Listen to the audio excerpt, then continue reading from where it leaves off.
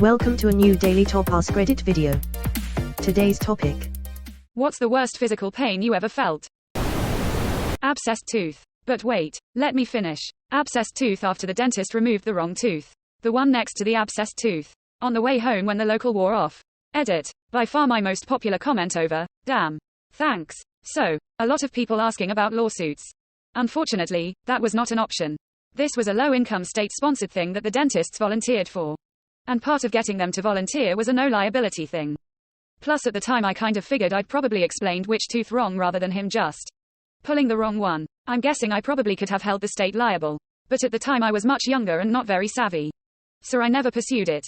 I've noted a couple of people say that kidney stones are more painful than abscessed teeth. Now I've had kidney stones. And I'm guessing you didn't let me finish. P. Also, abscessed teeth can vary in pain intensity. As can kidney stones. Anyways, I can't keep up with all the replies to save my life. But I appreciate the discussion from everyone. Oh my god. I would be furious. I would demand unlimited number 2. When I was kid and I got my tooth pulled out, they forgot to equip any anesthetic, so I felt the whole process, and in my stupid child mind I just thought that it is supposed to go like that, LMAO. Damn, I don't know what childbirth feels like and never will. But I have to think tooth pain is absolutely the worst pain a man can feel. Kidney stones and it's not close. Edit. Hijacking my own comment because people are asking about prevention. Drink more water than you do now. Just hydrate, hydrate, hydrate. Gallbladder stones. And not just a few attacks, like hundreds before removal. My brother spent the night in a cardiac unit because he thought he was having a heart attack. Turned out his gallbladder was infected, perforated, and full of stones. He ended up in emergency surgery to remove it. Gallbladder stones. Almost killed me. Stones blocked a duct and caused an infection. I stumbled into the and doctor walking by looked at me and grabbed a stretcher. A min later they were putting an IV in each arm with multiple bags. They gave me different antibiotics as they didn't have time to test.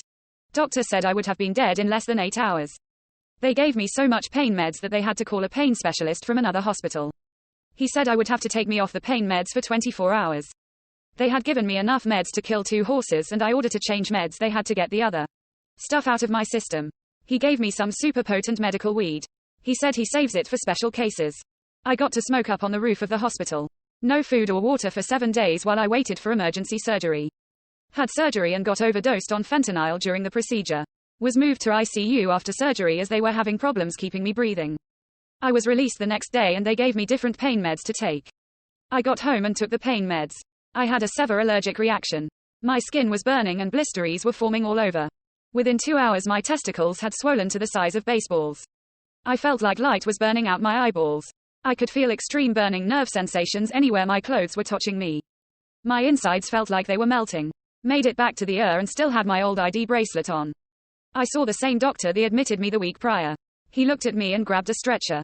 The allergic reaction had caused another infection. I think I posted this twice here. Pilonidal cyst. Right on your tailbone. From snowboarding and then having to sit on a 4-hour flight. Doesn't sound like much, but if you've had one, sitting upright was hell. This happened to me when I was 18 years old. I attempted to ignore it for a week and it got so bad that I could not sit down. Idiot teenager move right there. I believe it came from a tailbone injury much earlier in life. I'll never forget the day I got it lanced. The doctor needed to numb the area before he lanced it. There I was laying on my stomach in the exam table with my butt exposed to the world. The doctor tells me he's about to apply the LN2 spray, and boy did he do that very liberally. So much so that it dripped down to the back of my balls and felt like someone stabbed my nuts with an ice pick. Still, the cyst was some of the worst pain I've ever been in. And then, the constant packing of the gauze daily that my poor neighbor who was a nurse offered to do for me. Now if that's not neighborly, I don't know what is. The packing is such a strange, horrible feeling. Like I wouldn't call it painful, just like physically feeling nails on chalkboard. On your ass.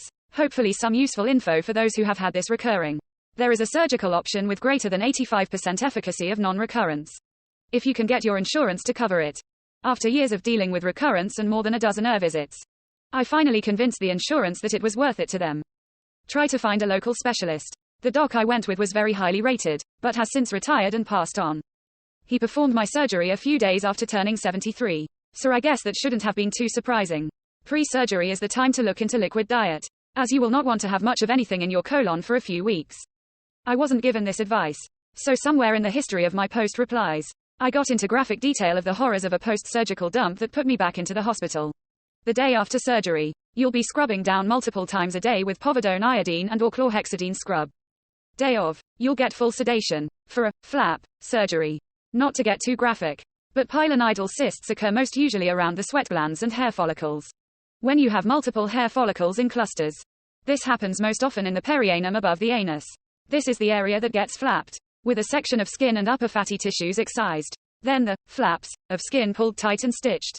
You will be immobile for a few days, whether you like it or not.